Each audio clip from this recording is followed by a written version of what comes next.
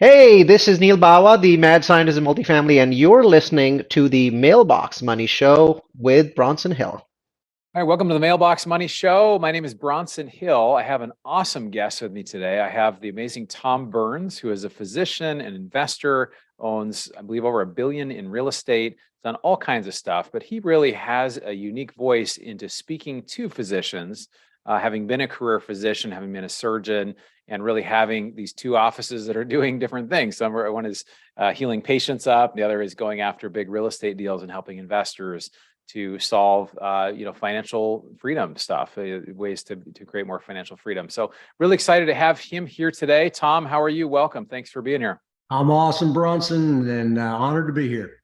Oh, really excited to have you, man. Well, I think I want to go back to the story of how we met. We met actually at the Real Estate Guys Summit 2019 on a cruise that I sat down on this table with 3 or 4 people, and you're there, and I've raised, I'm a physician. I raised $300 million. I'm really blown away that, someone could be a physician and have raised all this money. But let's just talk for a minute. I wanted you to kind of get into the topic of, why doctors don't get rich, and kind of like maybe your story of how you got started as a physician and kind of what led you to real estate.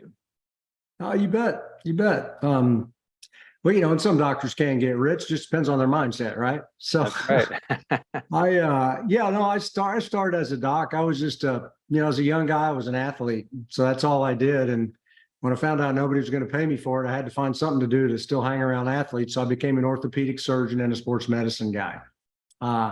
So I followed that path, right? Finished college and then did 4 years of med school, 6 years of training after that. The story actually started during my training. I had no business classes, no real estate chops. I was, always worked. I worked since I was 13, either being a fry cook or doing yards or whatever. I always worked and did a lot of late nights at the grocery store. I was the graveyard guy cleaning the floors. Anyway, Wow, working hard. I was in training, and doctors are trained by the apprenticeship model, just like blacksmiths, plumbers, et cetera. We're trained by guys that are already doing it. So I watched these men and women for a few years. And over time, it dawned on me that they were not all that happy with what they were doing. They were working hard in the hospital late at night. Many of them were on their second or third marriage. They had big houses and fancy cars, but they didn't seem happy. That's not what I signed up for. So I finally figured that I didn't necessarily want their money if I had to have their life. So I really liked what I did. So I thought, well, I ought to bring some money in that's not correlated with medicine. I looked at a bunch of stuff and I landed on real estate because I didn't have the money, the time, or the chops to do a lot of that other stuff. So I landed on real estate. Now, back then, I didn't have 2 nickels to rub together. So most of what I did in real estate was learn about it. Sure. So I learned a little. I got out and became a doctor and started making a little bit of money, paid off a few bills. And I figured the best way to learn was to just jump in the water. So I went and bought something. And so that's how it started. I bought a single tiny little thing and bought some more of those, and then bought a few things where there was a few of them put together in a complex, and things grew over time. And now we do somewhat larger deals, but that's the slow process. I built my real estate portfolio right along beside building my physician practice. Well, you mentioned something too, and I think this is really true. Any professional that's listening, it doesn't have to be a physician. It could be a dentist. It could be a CPA. It could be a lawyer. It could be something else. There's a lot of times the training that you get doesn't prepare you for the business side. And from what I've been told, you worked with physicians for 10 years. A lot of times is that correct? There's not a lot of training and maybe just how you get referrals, but not necessarily how you manage people or how you manage a business. Would you say that's true? There's none. You're trained how to get busier, because to make more money, you have to get busier. The busier you get, the less time you have. So you're trained how to do that one specific thing. You become a specialist in what you do. But no business training, no generalist training on how to run the business, how to market, how to do HR, how to handle employees, stuff like that. None of it. Right. And it's interesting that you, by doing real estate, it really taught you the business side, I'd imagine. I mean, I know it sounds like you had quite some business experience before, just even being like somebody who's, cleaning the floors and the working nights in the market and different things you were doing. But you developed this business side. How much do you think that helped? Did that also help in your practice as well, as you were learning about real estate that it helped you to manage better in your practice? Yeah, it did. It did, kind of, I mean, it helped a little bit on the marketing, certainly on the marketing side and, and the numbers, the debits and the credits. We looked at tightening up the balance sheet and all that stuff. But, I kind of figured early on in my career, I had a choice of going out to work harder to make my doctor practice bigger, or instead of doing that, going and building something that one day would provide me income all the time. So I sort of chose the latter most of the time. Didn't want to be the busiest guy in town, just best I could be. Well, and it's interesting. My background, it's, obviously I was not a physician, but I had 10 years in medical sales. I did well. I had a couple cardiologists I worked with that they made, millions a year each. They made 2-3 million a year. But they were working 60, 80 hours a week. And to me, it never was appealing to me. So I was like, well, you can't really enjoy your life. You're just kind of a slave to this. And so a lot of physicians and high earners I see are really in that time for money trade. And you described it like you're just being too busy. And you have your book, Why Doctors Don't Get Rich, which I have here, which I have not read yet. So I need to read it. But can you talk about that? Like why you mentioned that we're not trained on the business side or that type of thing, but why is it that doctors don't get rich? So, well, and you don't have to read the book. You can use it, for to wipe up messes or anything you want. But so that title's really, it's actually more of a metaphor for the fact that no matter how much you get paid for your time or your service, if you get hit by a bus or get sick, the music stops. And that's the premise of the book, is the fact that, if you're forced to trade your time for the money that you need to live, you're not necessarily free, and you don't necessarily have the ability to enjoy all that life has to offer. So in that vein, drilling down to doctors, lawyers, any professionals, or drilling down to the doctors, you're right. Most are not I had 0 business classes. If you get on that track, you go take all the biologies and all that stuff. There's no business in there. Maybe they've changed things a little bit since I got out in the Stone Ages, but you're trained how to do that. And you want your doctor to be a specialist and to be trained heavily. So that's the point. And I actually, to be honest, I know a lot of physicians. They're great learners. They're good at deferred gratification. I do know some physicians that are excellent investors if they just kind of develop the learning mentality to learn something else. And so it's mostly a fact that if you're trading your time for money, you're just not really going to get rich. And rich is defined as controlling your time. Controlling your time. That's the whole thing. Yeah. Financial freedom is time freedom. And, Robert and Russell Gray talks about, the idea of single point failure. If you have single point failure, and like you said, if something happens to you, your health, your time, you have a family member issue, if you have to work to make the money, you're not really free. And that's something that I think a lot of people don't understand. And so, so you've been able to do that. I know you had I want to share this story too, because it's a cool story. I want you to share it. So Robert Kiyosaki, Rich Dad, Poor Dad, the #1 personal, finance selling book of all time. You found it at like a gas station somewhere. It was like one of the first original copies of like 1,000. I mean, this thing was like, it didn't come out as like a bestseller. It was like under the radar, only in certain places. And so can you tell that story about how you picked this up and your relationship with Robert and kind of how that progressed? Yeah, it's crazy. It's crazy the connections you make. So, it was simply, I was just out one day running errands. The family was out of town. My truck was dirty. So I took it to the car wash in the neighborhood. And it's one of those deals where you hand them off your car, then you go inside and pay, and you sit down, read and wait for your car.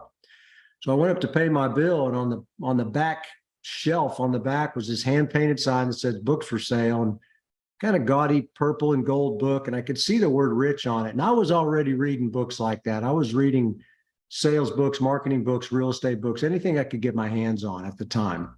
So I said, let me see that. And it said, what the rich teach their kids about money that the poor and middle class do not. And I thought, well, anybody that's cocky enough to say that, I got to read this book, right?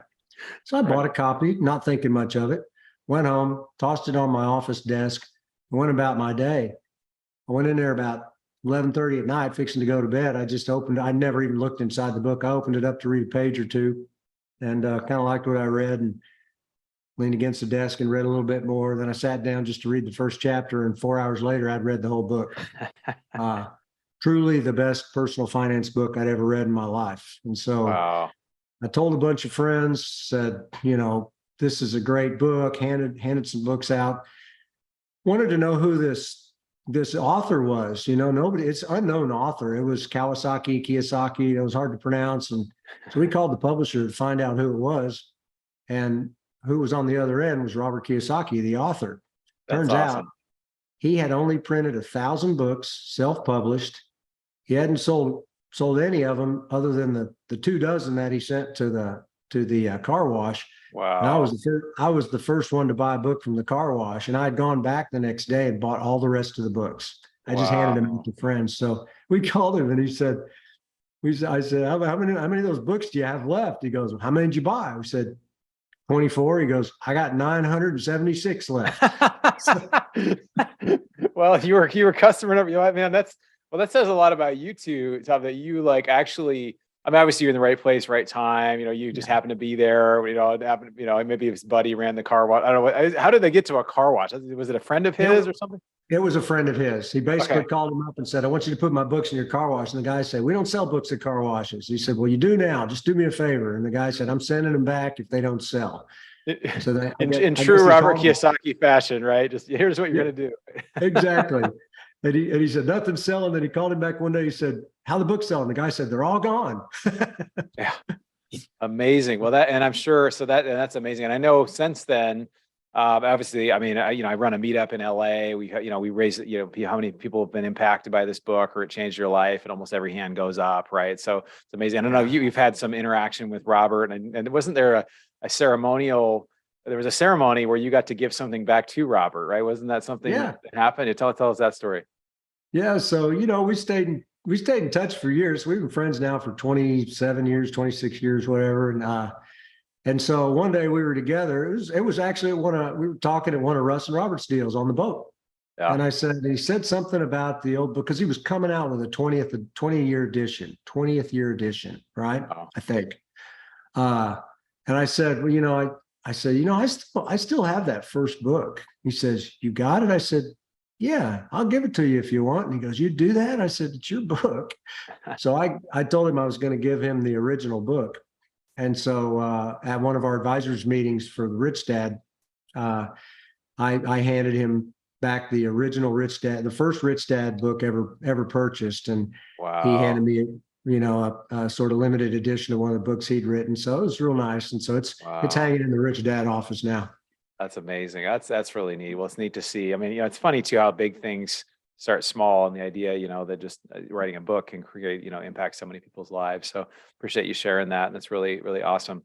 So I know, so you're very modest, Tom, about what you've created. You've created a very big organization. You have Presario Ventures, which you guys talk a little bit about, and I think it's over $1 billion with a B in real estate. Is it 1.5 billion or 1.2 billion or something like that? Can you talk about that, talk about what you do, and just, what sort of investors you work with, and just talk about what you're doing now. Sure. It's actually somewhat less than that. We haven't quite hit $1 billion yet. Okay. But yeah, it's like everything. It kind of grew organically. It's somebody that I ran into, and I was on stage somewhere in 2001, and the guy said, hey, Tom's from Austin. I met somebody there at the break that was moving to Austin.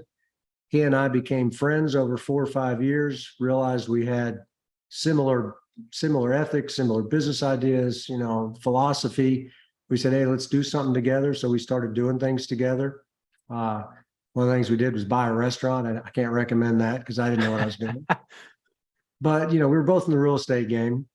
He had certain talents in some asset classes. I had others. And so we connected up together, and we thought back right before the GFC that we thought apartments would have a pretty good run over the next 20 years was our impression. So we focused on apartments because I had student housing experience, office development experience. He had retail and build to suit, stuff like that. And so we had a piece of land. We ended up, our first big project was an apartment development back right in the heart of the great financial crisis. That's how it started. So we just, we begged and borrowed to get some money and get the equity to do that from a few investors. And that went pretty well. And we just kind of kept trying to take care of our investors, and it's grown over time. And most of our, we pretty much stay in Texas. We have divested out of Oklahoma and New Mexico and kept most of our stuff in Texas. Now we have Alabama and Georgia as well. And so primarily in the development space, although we will acquire as well, doing a little bit more of that right now. Sure. We primarily ground up stuff, multifamily, build to rent, and now in the sort of workforce housing area of extended stay hotels. That's great. And I love how you've done multiple areas, multiple different projects. And I remember when I talked to you a while ago, I think it was maybe 4 or 5 years ago, you had your medical office. So you'd go in there a few days a week and do surgery. And then you'd have your real estate office, 5 minutes away, a whole team of people over there doing stuff. Are you still practicing medicine, or are you retired now? No, I am finally retired. In fact, in about a Okay. week, it'll be 2 years since I retired. But That's awesome. the real estate gave me a chance to practice medicine without the need for the money for a good 12 or 13 years. So just ran out of time. Well, and that's the thing too. I think a lot of people, I think don't realize. Some people say, "Well, I really enjoy my job or enjoy what I do," but it's amazing to once you have enough passive or investment income covering living expenses, and you could the work is optional, right? You can kind of do it how you want it. You can do part time. There's a real freeing feeling. And I think if somebody is a physician, maybe they're in a practice, or they could be a professional that works at a large firm or something. Just that freedom to know you have the ability to do it is huge, right? Just that feeling of freedom and how is that? Have you seen that with people that have invested with you and as they've experienced that? Absolutely, Bronson. It made me a better doctor because I could spend more time with my patients. I didn't have to care if they paid me. I think I took care of every musician in Austin because they haven't got any money to their names, and so I was able to help them and not really care. So it doesn't mean you have to stop, and that's part of the premise of the book. Is I want people to get free so that maybe one day when I'm old and gray, I get taken care of by a doctor who's really passionate about what he or she does. Same thing with all the other professions or whatever anybody does. It's very liberating, it's freeing, and it helps you find your passions and spend the time on them. Yeah, I agree. I mean, I think when that was one of my big reasons to want to become financially free was, I'm a songwriter. I like writing music. I love traveling. I want to create memories with my family, with my daughter. And it's just be able to do that stuff or, to just be available for family and friends. It's just life gets so busy. And so to be able to have that space is really incredible. What is it like when you talk with, let's say someone's listening, they're a physician, they're kind of new to all this, or they're like, I know I should do real estate, but what's step number 1, 2, 3? What should people kind of get started with? And you talk about education, what are some things people can do to learn more? And I guess you have to make that decision if you want to be passive as an investor and keep practicing. You can be a passive investor and use your money, or you can use your time, like you did, to get leverage to get going. But can you just talk about kind of some steps people can do to get started? Yeah, it's great. And you started out with kind of figuring out why and kind of figure out kind of what you want to do. But it's pretty simple, like anything, get some education. And that education is so readily available now. There's books. We talked about my book and Robert's book. There's a jillion books out there that'll get you used to the lingo, get you maybe excited about what it is. Read some books, listen to podcasts. That's where you hear the experts. That's where you get ideas, and then get around people. And there's a bunch of, you mentioned it already. You have a meetup, people that are sort of all moving in the same direction at those kind of places, whether it's a conference or a meetup or anything where people are gathering that are doing what you want to do. You'll be with people that are already where you want to go or on their way to where you want to go. You'll get ideas, you'll get partners, you'll get motivation. So those are the 3 big ones. Get educated, get around people. Oh, sorry. Number 3 is then go do something about it. Yeah. No, it's really true. I mean, I remember when I was, first went to the summit, which was an expensive event, and, got to meet Robert Kiyosaki, got to meet you, got to meet some interesting people. And it really is, if you want to change your trajectory, you've got to get in the room with successful people. Sometimes you got to pay money to do it. You got to pay a lot of money sometimes to be in the right rooms. And I've realized sometimes the more expensive an event is, sometimes the better quality of attendee, right? You get to, and I know you have a mastermind that you're doing with physicians or with individuals, and people can join that, kind of have some coaching and a network and all that. We're prepared to start a kind of like a deal flow group that's going to be a mastermind for individuals that can come and do that. But one thing I really appreciate about you, Tom, is that you're really interested in helping others to get where they want to go. And it reminds me of that Zig Ziglar quote of, you can have everything you want in life if you just help enough other people get what they want, right? And so it sounds like you've been successful, obviously, because you're a trustworthy guy. You've done a nice job, but you come across as really wanting to help people, right? And I think that's what a lot of people, and is that, I guess I have a question on that. As a physician, a lot of the physicians I met, there was a lot of ego. And I think one thing I've appreciated about you is that you're just very, down to earth, and I've never seen you get really, I mean, I'm sure you get frazzled, and we all get frazzled, whatever, but you have a very humble approach. And I know that's intentional, but why is that hard for, someone who is an established physician to, to be in a place where if you have investors and you can't always be, quite in the doctor mode where you're calling out orders and dictating things, you know what I'm talking about, right? Or in the OR, it's a different, do you put a different hat on, or how do you manage that? I don't know why some don't get it. It's really just a humility thing, and the fact that everybody in the world knows something that you and I don't. So you can always learn something from somebody else. And so I'm not sure if I'm answering your question. I ended up just flipping hats. I would focus on being a doctor, and then I'd walk out of the room and potentially answer a question from, I'd do a real estate thing, or I'd wait till I walked out of the office and put on the real estate hat. But helping people is a lot of fun. When you're a doc, when you do what I did, I was an orthopedic guy. So maybe somebody comes in with a sore knee, they can't run anymore. So I fix up their knee and they can run again. They'll say, "Thanks, doc. If it wasn't for you, I wouldn't be able to run anymore."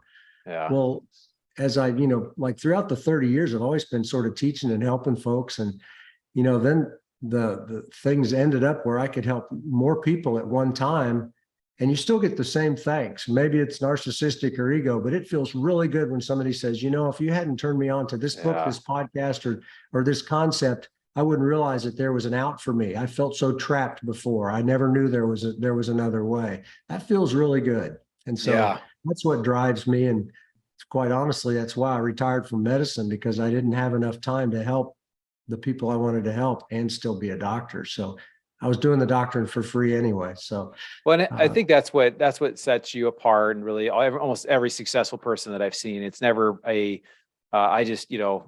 can tell when someone's doing it for the wrong reasons. They're doing it because they want the yachts and Mai Tai lifestyle, and it's more about them than it's about the people they're helping. And sometimes, you do stuff for free, you refer people around, you do a lot of work, and you get paid for it.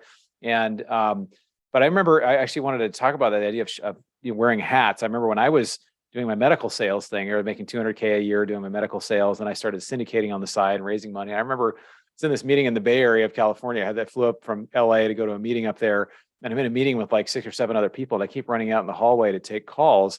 And I think they think I'm taking calls from like clients and, from like in the business. Oh, he's just so busy, whatever. And I'm taking these are guys like saying, "Hey, I've got the 100K and should I wire the money?" And I'm like looking around, make sure nobody's listening. I'm like, "Wire the money," like I'm a spy or something. But did you ever have that happen? Were you part of a big practice in the beginning where it was kind of like, did you ever feel that conflict of like, should I be doing this right now? Or I'm out of surgery, or I guess maybe physicians, it's a little different, but were you always a solo practitioner, or were you part of a large group? So I was part of a small group, and actually never felt guilty, because in fact, somebody told me once, "Hey, Tom, you should focus on medicine. You'd be a better doctor." And I told them I focus 100% on medicine. Whenever I've got that doctor hat on, there's nothing else going on. I focus on that.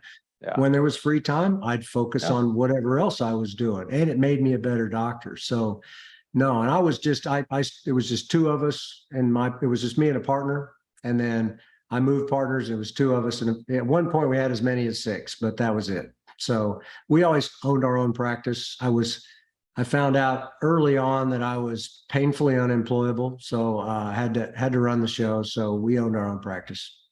Yeah, it's really interesting. I think I'd love to hear your opinion on this too, but there's a book called Range, which is by a guy, his last name, I think his name is I get it wrong, but the last name is Epstein. It's like James Epstein or something. But he wrote this book, and he basically talked about, is it better to be like just a specialist in one thing only? Like I only do this certain area of orthopedic, whatever. Or is it better to have other skills that you can basically bring in that makes you a better, whatever it is, whether it's a dentist or a physician, whatever. And it basically, he has these stats that show that a lot of great inventions come from like people that were, a lawyer, and they found some technical invention for something else, or they were a dentist and they kind of created these different things.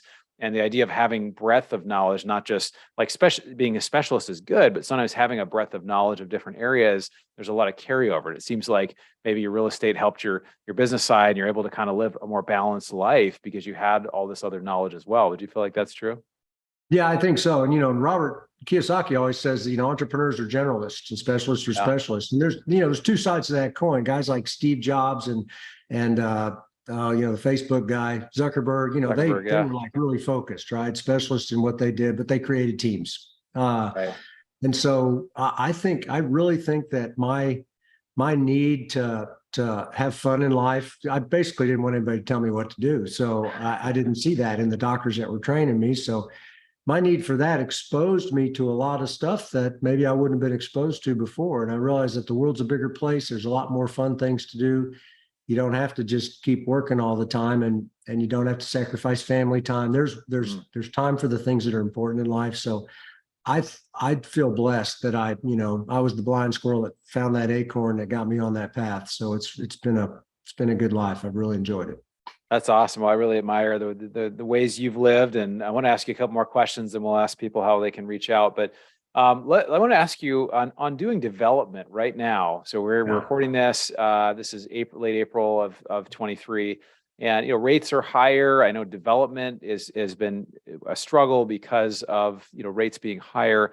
How are you navigating that? What are you seeing? Like, how have you made any pivots in this area? Are you seeing, I just love to know kind of what it looks like from a deal perspective right now. Yeah, that's a pertinent question. We actually started, probably late January, mid-February last year. We saw what looked like signs that things were going to change.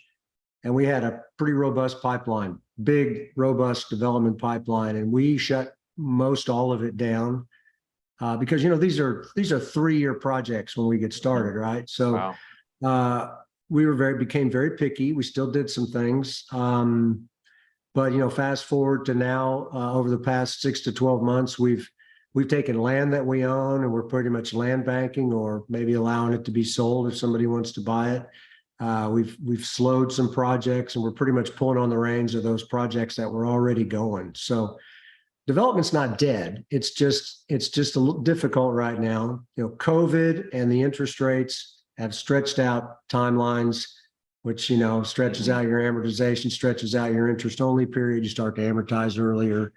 You're not leased up as early as expected. So there's been some challenges because of that. Apartment starts are down 76% year over year. So most all the developers are doing the same thing we're doing. I did just read an article, somebody that's pretty well heeled that's continuing to develop here in Austin, because number one, Austin's like the favorite place for everybody, it seems like. Yeah. And their opinion is that, 24 to 27, there's going to be a lack of apartments because of all the slowdown right now. So depends on who you are, how deep your pockets are. We elected to be prudent and finish the ones that are going.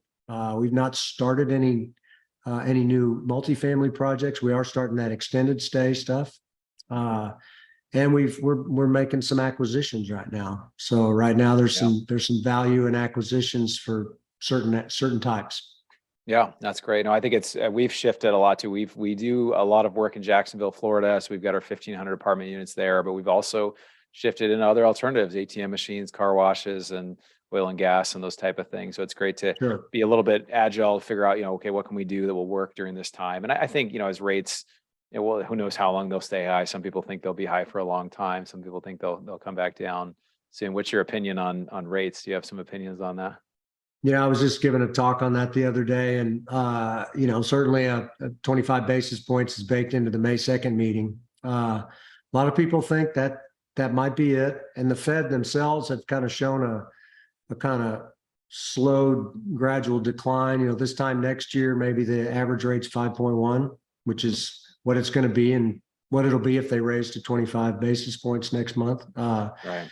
And maybe 150 to 200 basis points by the next year, maybe. So I think we're not going to get down to what we were. If you look at the 10-year chart, it looks like we're at uncharted, horrendous interest rate territory. If you look at the 70-year chart, we're about normal where we sit now. So I think things will calm down. I think there's recession certainly in our future. The yield curve has projected that almost every recession. So As soon as that yield curve flips back to normal, it's sometime within a month to a year that recession is going to start. So I think we got that to deal with. I think the interest rates will come down. I don't have a crystal ball to know how fast or if that's really true, but so now it's sort of a time to, if interest rates are important to you, sit and wait and watch. But there's always a real estate deal out there somewhere. There's always a deal. If you're looking, you're always, a lot of people stop looking, and that's when they're missing some great deals. Well, Right. Tom, I just want to say, I really appreciate your friendship over the years. And of course, the way that you've impacted so many lives and really kind of shown how to do this, both kind of bivocational in a way where you have your medical practice and you've had your investing on the side, and you've just really created this wonderful life. And so I appreciate it. And also some of the values that really underlie everything you do. It's very apparent that you really care for people. So thanks for that. I also encourage everybody to go out and pick up Tom's book, Why Doctors Don't Get Rich. You check it out here. I think this is one of the first 1,000 copies. Is that right? Or is it? It must be. It could be even the first one. Maybe the first one. Yeah. Who knows? Maybe the first one. But Tom, what's a good way for people to get in touch or follow what you're doing? Yeah, I tell you, if anybody has read the book, I'd love to hear what you think about it. Just send me an email straight to tom@rich.life. And if you want to go to the website, I do put out a newsletter. I've got a mastermind that helps people kind of do these things. And that's at rich.life. And so I've got a lot of free stuff on there, some gifts that have helped me over the past 30 years. So might help them. But I'd love to hear from you if you've read the book. Awesome. Thanks so much, Tom. Appreciate it. It was a rich.life. Check that out. And I appreciate you being here today. Oh, thanks, Bronson. Always a pleasure. All right. So I really enjoyed this interview. Tom Burns, class act, awesome guy. Just, the guy that you want to invest with, right? Because he's just super trustworthy, and, he's not doing it because he needs the money. He's doing it because he really wants to help people. And that's, I think, what really sets people apart. People that I look for, that I invest with, are people that just want to help, and they're really interested in getting the best results for investors, and really also have an educational component. And so that's what we try to do here, is we try to provide that for people.